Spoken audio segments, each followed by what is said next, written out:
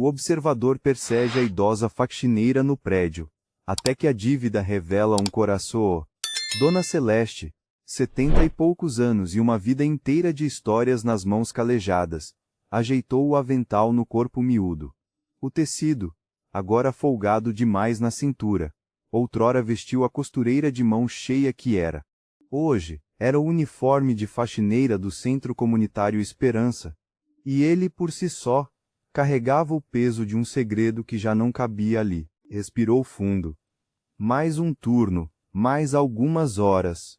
No corredor de serviço, o cheiro de desinfetante subia pelas narinas e fazia o estômago embrulhar, um sinal incômodo que a idade teimava em impor. Ela levou a mão ao peito por reflexo, um gesto rápido, quase imperceptível, como se tivesse medo de ser vista em sua fragilidade. Anda, Celeste, chamou alguém ao longe. O salão principal precisa estar um brilho para a visita de hoje. Ela respondeu com um javou baixinho e empurrou o carrinho. As rodinhas rangiam um pouco. Sempre rangiam.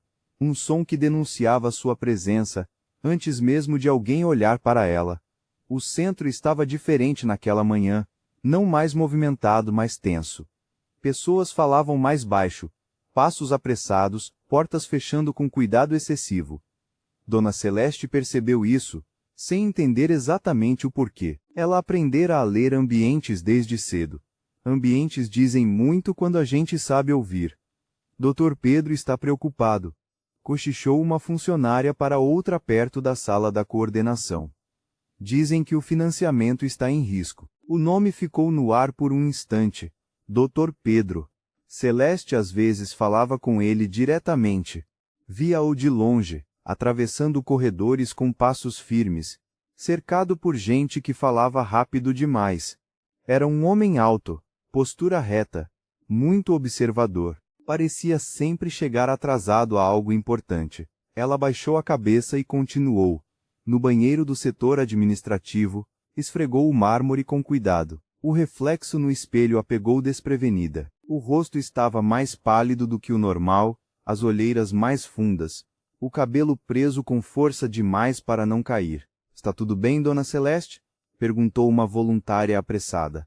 Está sim, respondeu Celeste, automática. Não estava, mas aprendera que essa não era uma resposta que mudava nada. O celular vibrou no bolso do avental. Ela congelou por um segundo, olhou em volta. Ninguém por perto. Pegou o aparelho com cuidado, como se fosse algo proibido. Mensagem curta, número desconhecido. Chegue antes das 6. Não se atrase, a dívida aumenta. O coração acelerou. Dona Celeste apagou a mensagem imediatamente, guardou o celular e respirou fundo, contando até 5. Aquilo não podia acontecer ali. Não hoje, não agora.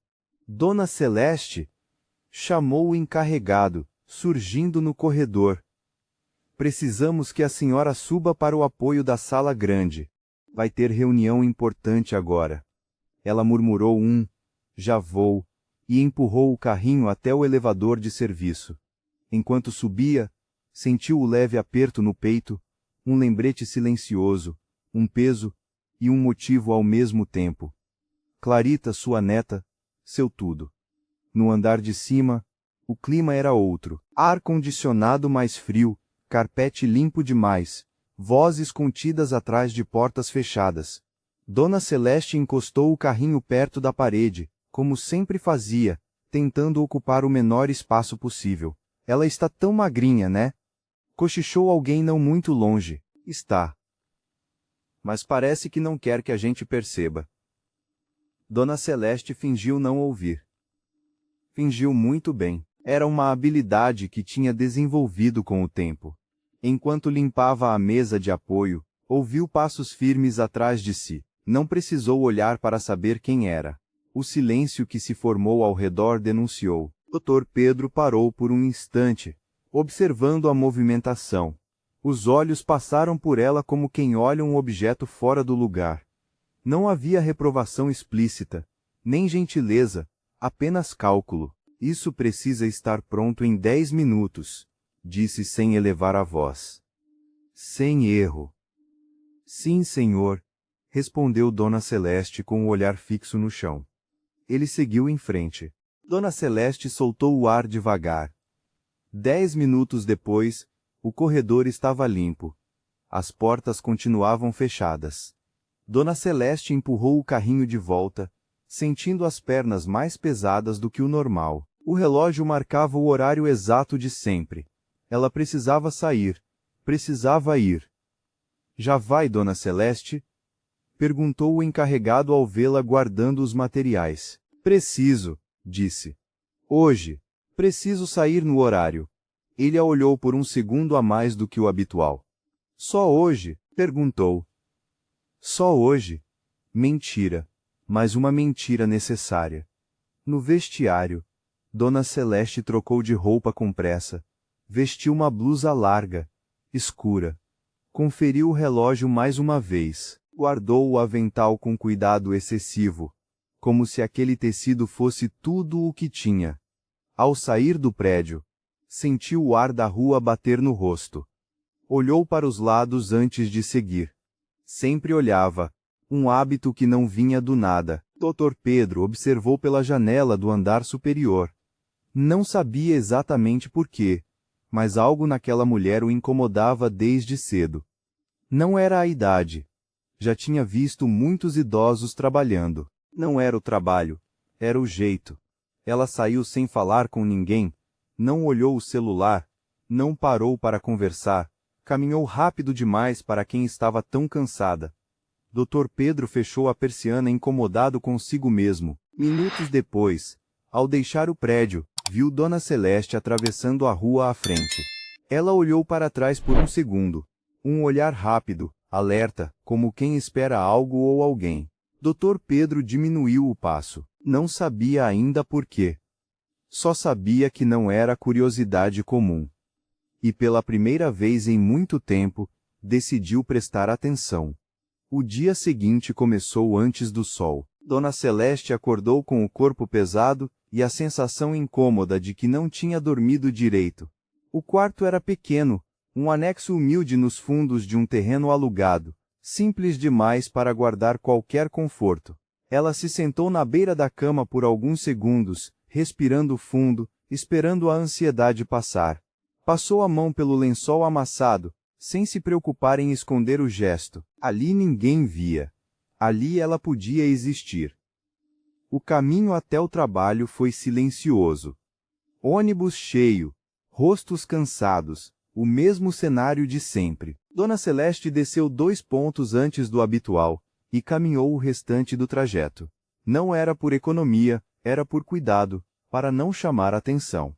Quando entrou no centro, sentiu novamente aquele clima estranho, não tão tenso quanto no dia anterior, mas ainda carregado. A reunião tinha acabado. Os investidores já tinham ido embora, mas a pressão permanecia no ar como um eco. Bom dia, disse ela baixo ao passar pela portaria. Ninguém respondeu. No vestiário, 2 funcionárias conversavam em tom abafado. Dona Celeste pegou o avental e começou a se trocar sem fazer barulho. Você viu como o Dr. Pedro estava ontem? Comentou uma delas.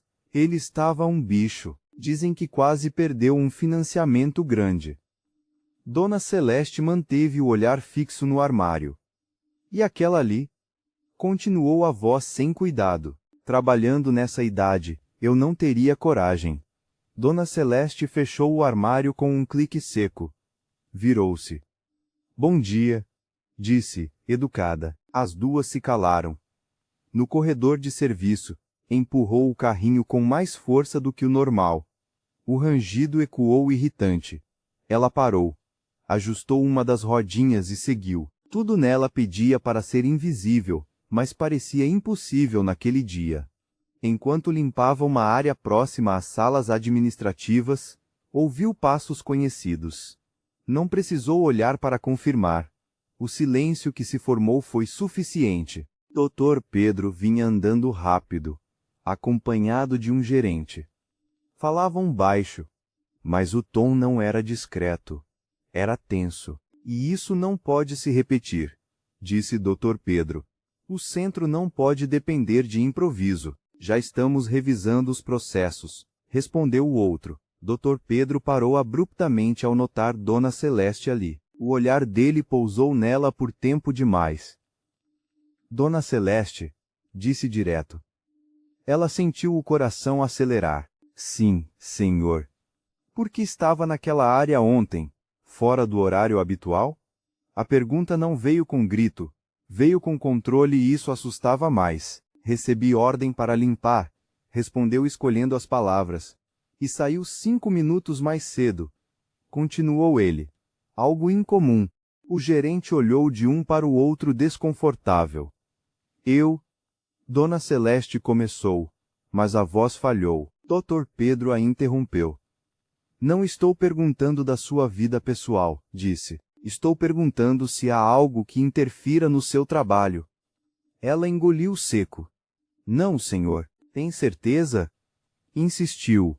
Dona Celeste assentiu. O gesto foi firme demais para quem estava tremendo por dentro. Aqui, continuou o Dr. Pedro. Todo mundo tem função e função exige foco. A senhora não é paga para ter segredos que atrapalhem isso. A frase caiu como um peso. Entendido, respondeu ela, quase num sussurro. Dr. Pedro a encarou por mais alguns segundos. Não havia raiva explícita ali. Havia algo pior, desconfiança. Continua, disse por fim e voltou a andar. O gerente lançou um olhar constrangido antes de segui-lo. Dona Celeste ficou parada por alguns segundos, sentindo o rosto queimar. Não era a humilhação aberta, era aquele tipo silencioso que não deixa a marca visível, mas corrói por dentro. Ela respirou fundo e voltou ao trabalho. Durante o resto da manhã, sentiu os olhares, não de todos, mas de alguns, como se de repente ela tivesse virado o assunto. Não falavam diretamente, mas cochichavam quando passava. No horário do almoço, sentou sozinha, abriu a marmita e comeu devagar, sem fome. O celular vibrou novamente, número desconhecido. Você acha que isso vai durar para sempre? A dívida não perdoa. O coração quase saiu pela boca. Dona Celeste fechou os olhos por um instante. Não respondeu. Guardou o celular, mãos trêmulas. Quando levantou o olhar, viu o Dr. Pedro do outro lado do refeitório. Ele não parecia observá-la, mas quando se levantou, passou por ela devagar demais para ser coincidência. Algo estava errado. Ela sentia isso no corpo inteiro. No fim do expediente, Dona Celeste saiu 5 minutos antes do horário. De novo, não olhou para trás. Dessa vez caminhou rápido até o ponto de ônibus, respirando fundo, tentando afastar a sensação de estar sendo seguida. No alto do prédio, Dr. Pedro observava pela janela. Não sabia explicar por quê. Mas aquela mulher não lhe saía da cabeça. Não era pena, não era culpa. Era a certeza incômoda de que havia algo que ele não estava vendo. E ele não gostava disso. Doutor, Pedro desceu pelo elevador, sem pensar muito, pegou as chaves no bolso do paletó e saiu pela garagem. O carro ligou com um ronco baixo familiar. Aquilo sim,